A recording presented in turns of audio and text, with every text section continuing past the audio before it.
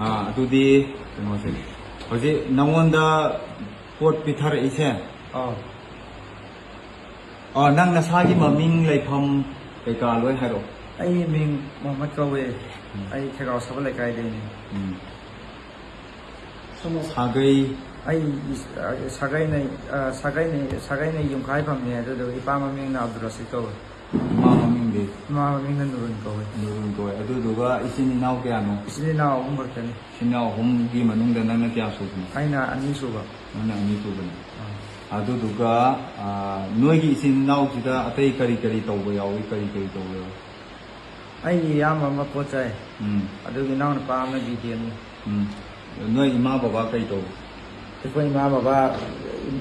ꯏꯃꯥ ꯍꯥꯟꯅ ꯄꯣꯖꯜꯂꯝꯃꯦ ꯑꯗꯨꯒ ꯍꯧꯖꯤꯛꯇ ꯑꯍꯜ ꯑꯣꯏꯔꯕꯅꯤꯅ ꯌꯨꯝꯗ ꯂꯩꯌꯦ ꯑꯗꯨꯗꯨꯒ ꯍꯧꯖꯤꯛ ꯅꯪ ꯑꯩꯈꯣꯏꯅ ꯁꯤꯗ ꯀꯩꯅꯣ ꯅꯪ ꯑꯩꯈꯣꯏꯅ ꯁꯤꯗ ꯑꯩꯈꯣꯏꯒꯤ ꯏꯅꯥꯛꯇ ꯌꯧꯔꯛꯏꯁꯤ ꯀꯩ ꯃꯔꯝꯒꯤ ꯌꯧꯔꯛꯏꯅꯣ ꯄꯣꯠ ꯌꯣꯜꯂꯦꯅ ꯄꯨꯔꯛꯄꯅꯤ ꯄꯣꯠ ꯌꯣꯜꯂꯦꯅ ꯊꯥꯔꯛꯄꯅꯤ ꯑꯗꯨꯗꯨꯒ ꯅꯪꯉꯣꯟꯗ ꯅꯪꯅ ꯌꯣꯜꯂꯤꯕ ꯄꯣꯠꯁꯦ ꯀꯅꯥꯅ ꯄꯤꯔꯛꯄꯅꯣ ꯅꯉꯣꯟꯗ ꯑꯩꯉꯣꯟꯗ ꯄꯤꯔꯛꯄꯁꯦ ꯑꯖꯤꯁꯅꯤ ꯅꯖꯥꯀꯠꯅꯦ ꯊꯩꯕꯤꯅꯦ ꯑꯗꯨꯒ ꯑꯖꯤꯁ ꯍꯥꯏꯁꯦ ꯀꯅꯥꯅꯣ ꯑꯖꯤꯁ ꯍꯥꯏꯁꯤ ꯃꯈꯥ ꯂꯩꯀꯥꯏꯒꯤ ꯈꯥꯏꯕꯝꯒꯤ ꯃꯈꯥ ꯂꯩꯀꯥꯏꯒꯤ ꯌꯨꯅꯥꯞꯇꯨ ꯑꯔꯤꯕ ꯃꯖꯤꯁ ꯑꯗꯨꯗꯨꯒ ꯃꯥꯅ ꯅꯉꯣꯟꯗ ꯃꯥꯁꯦ ꯀꯔꯤ ꯊꯕꯛ ꯇꯧꯒꯦ ꯏꯪꯈꯥꯏꯕ ꯃꯈꯥ ꯂꯩꯀꯥꯏꯗꯅꯦ ꯑꯖꯤꯁꯁꯦ ꯑꯗꯨ ꯃꯥ ꯄꯣꯠ ꯌꯣꯜꯂꯦ ꯑꯗꯨꯗꯨꯒ ꯀ꯭ꯂꯕꯀꯤ ꯁꯦꯀ꯭ꯔꯦꯇꯔꯤꯁꯨ ꯑꯣꯏꯕꯅꯦ ꯌꯨꯝꯈꯥꯏꯕꯝꯁꯦ ꯀꯔꯤ ꯂꯝꯒꯤ ꯌꯨꯝꯈꯥꯏꯕꯝꯅꯣ ꯈꯦꯇ꯭ꯔꯤꯒꯥꯎꯒꯤ ꯌꯨꯝꯈꯥꯏꯕꯝ ꯈꯦꯇ꯭ꯔꯤꯒꯥꯎ ꯌꯨꯝꯈꯥꯏꯕꯝ ꯈꯦꯒꯥꯎ ꯃꯈꯥ ꯂꯩꯀꯥꯏ ꯑꯗꯣ ꯃꯥꯁꯦ ꯀꯔꯤ ꯊꯕꯛ ꯇꯧꯋꯦꯕ ꯃꯥꯁꯤ ꯀ꯭ꯂꯕꯀꯤ ꯁꯦꯀ꯭ꯔꯦꯇꯔꯤꯁꯨ ꯑꯣꯏꯕꯅꯦ ꯑꯗꯨꯗꯨꯒ ꯄꯣꯠꯁꯨ ꯌꯣꯜꯂꯦ ꯀꯔꯤ ꯀ꯭ꯂꯕꯅꯣ माई क्लब से ज्यादा यदा हाइब्रो यदाम हाइब्रो जदम माखोई ना जदम ओन जे नजा कई कोई ना ज्यादा ओन है अदुदुगा अजिसोईगी कनोसे मचिन मनाव से क्या नो अजिसोईगी मचिन मनाव से अहुम ने मोय मचिन मनाव अहुम से करी तौगी अजिसना पोजोले अदरेगे नावन मयम ददुम ले अनिंजो माई बेगी ने चलम बने अजिसना पोजोली से कर्म मोंग दे योली माना पोची क्या वैदेगी लौरे न हाय अदु दुगाई उन दिरकने पोस माना रिटेल चोई न योन बनाते व पोचे माना करी न मकुमना पिरागा मरी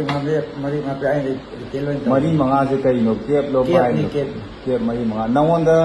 अजिसना पोट पिथरपसे केप मरी मंगा पिरेबा अदुदुगा नजाकत हाइसी का नाम नजाकत से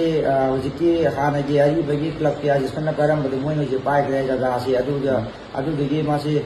सेक्रेटरी ला प्रेसिडेंट ला मदि ओइना लेफमना खेगाव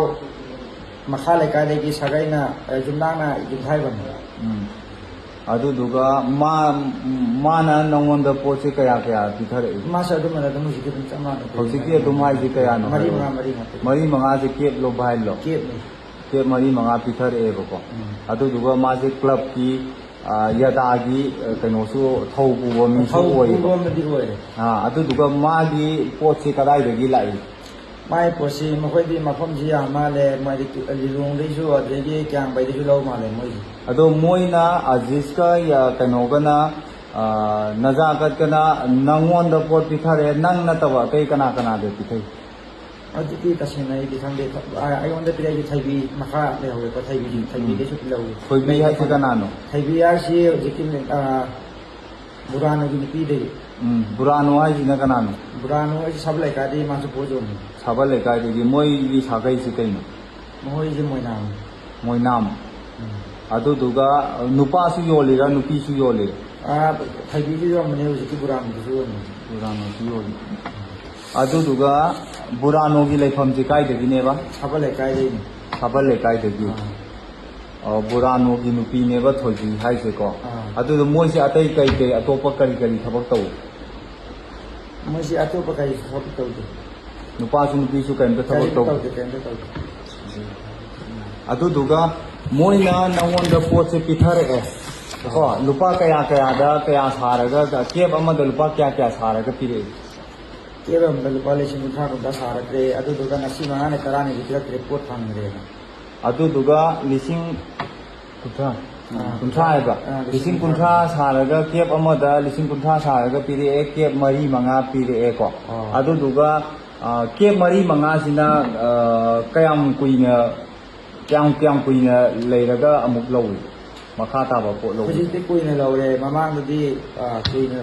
ꯀꯨꯏꯅ ꯍꯧꯖꯤꯛꯇꯤ ꯃꯤꯗꯣ ꯂꯥꯛꯇ꯭ꯔꯦ 35ꯅ ꯑꯗꯨꯗꯨꯅ ꯀꯨꯏꯅ ꯂꯩꯔꯒ ꯄꯤꯔꯛꯑꯦ ꯑꯗꯨꯗꯨꯒ ꯑꯃꯨꯛꯀꯁꯨ ꯍꯪꯉꯀꯥꯟꯗ ꯂꯩꯇ꯭ꯔꯦ ꯁꯥꯔꯛꯄ ꯌꯥꯎꯔꯦ ꯍꯧꯖꯤꯛ ꯐꯪꯗ꯭ꯔꯦꯅ ꯑꯗꯨꯗꯨꯒ ꯍꯧꯖꯤꯛꯀꯤ ꯅꯉꯣꯟꯗ ꯀꯦꯞ ꯄꯣꯠ ꯀꯦꯞ ꯄꯤꯊꯔꯛꯏꯁꯦ ꯁꯤꯁꯤꯒꯤ ꯄꯩꯁꯥꯁꯦ ꯅꯪꯅ ꯏꯟ ꯀꯦꯁ ꯑꯣꯏꯅ ꯂꯧꯕ꯭ꯔꯥ ꯀꯔꯝꯕ ꯃꯑꯣꯡꯗ ꯀꯃꯥꯏꯅ ꯄꯩꯁꯥ ꯀꯥꯏ ꯃꯣꯏꯗ ꯄꯩꯁꯥ ꯂꯩꯕ ꯅꯨꯃꯤꯠꯇꯅ ꯑꯗꯨꯝ ꯀꯦꯁ ꯑꯣꯏꯅ ꯄꯤꯔꯤ ꯂꯩꯕ ꯅꯨꯃꯤꯠꯇꯅ ꯑꯗꯨꯝ ꯃꯈꯣꯏꯗꯩ ꯐꯥꯒꯠꯂꯒ ꯍꯧꯖꯤꯛꯀꯤ ꯄꯤꯔꯗꯤ ꯐꯥꯒꯠꯂ ꯄꯤ ꯄꯤꯔꯤꯗꯨꯗꯒꯤ ꯐꯥꯒꯠꯂꯒ ꯄꯤꯕ ꯅꯪꯅ ꯊꯥꯗꯔꯤꯁꯦ ꯑꯗꯣ ꯅꯪꯅ ꯑꯃꯨꯛ ꯃꯣꯏꯅ ꯅꯉꯣꯟꯗ ꯄꯣꯠ ꯊꯥꯗꯔꯛꯑꯦ ꯑꯗꯨꯗꯨꯒ ꯅꯪꯅ ꯀꯔꯝꯕ ꯃꯑꯣꯡꯗ ꯀꯩꯅꯣ ꯇꯧꯋꯤ ꯄꯣꯠꯁꯦ ꯀꯔꯝꯕ ꯃꯑꯣꯡꯗ ꯌꯣꯜꯂꯤ ꯑꯩꯅ ꯍꯧꯖꯤꯛꯀꯤ ꯊꯨꯒꯥꯏꯔꯒ ꯄꯤꯔ ꯌꯣꯜꯂꯤ ꯊꯨꯒꯥꯏꯕꯁꯦ ꯀꯅꯥꯗ ꯅꯪꯅ ꯊꯨꯒꯥꯏꯔꯒ ꯄꯤ ꯑꯕꯗꯨꯜ ꯀꯂꯥꯝ ꯍꯥꯏꯁꯦ ꯀꯥꯏꯗꯩꯅꯣ ꯀꯅꯥꯅꯣ ꯑꯩꯈꯣꯏ ꯃꯅꯤꯡꯗꯩꯅ ꯄꯣꯆꯥꯕ ꯑꯍꯟꯅꯤ ꯅꯣꯏ ꯃꯅꯤꯡ ꯍꯥꯏꯁꯦ ꯀꯥꯏꯗꯩꯅꯣ ꯑꯦꯗ꯭ꯔꯦꯁ ꯐꯖꯅ ꯍꯥꯏꯔꯛꯑꯣ ꯁꯕ ꯂꯩꯀꯥꯏ ꯑꯗꯒꯤ ꯆꯤꯡꯈꯨ ꯀꯔꯤ ꯍꯧꯖꯤꯛꯀꯤ ꯑꯕꯗꯨꯜ ꯀꯂꯥꯝꯁꯤꯁꯨ ꯏꯪꯈꯥꯏꯐꯝꯅꯤ ꯆꯤꯡꯈꯨꯁꯤꯁꯨ ꯏꯪꯈꯥꯏꯐꯝꯅꯤ ꯑꯗꯒꯤ ꯃꯄꯥ ꯃꯃꯤꯡ ꯀꯩꯀꯥꯗꯤ ꯑꯕꯗꯨꯜ ꯀꯂꯥꯝꯒꯤ ꯃꯄꯥ ꯃꯃꯤꯡ ꯀꯩ ꯖꯍꯨꯔꯨꯗꯤꯟ ꯀꯧꯏ ꯂꯦꯠꯅꯤ ꯖꯍꯨꯔꯨꯗꯤꯟ ꯑꯗꯨꯗꯨꯒ ꯑꯕꯗꯨꯜ ꯀꯂꯥꯝꯅꯦ ꯑꯃꯅ ꯆꯤꯡꯈꯨꯅꯦ ꯆꯤꯡꯈꯨꯁꯦ ꯀꯗꯥꯏꯗꯩꯅꯣ ꯍꯧꯖꯤꯛꯀꯤꯗꯨꯒ ꯁꯕ ꯂꯩꯀꯥꯏꯅꯦ ꯃꯥꯁꯨ ꯑꯗꯨꯗꯨ ꯌꯨꯝꯊꯪꯅꯔꯒ ꯑꯕꯗꯨꯜ ꯀꯂꯥꯝꯒꯤꯒ ꯑꯗꯨ ꯆꯤꯡꯈꯨꯒꯤ ꯃꯥꯒꯤ ꯃꯄꯥ ꯃꯃꯤꯡ ꯀꯩ ꯀꯧꯏ ꯑꯕꯗꯨꯜ ꯁꯂꯥꯝ ꯂꯦꯠꯅꯦ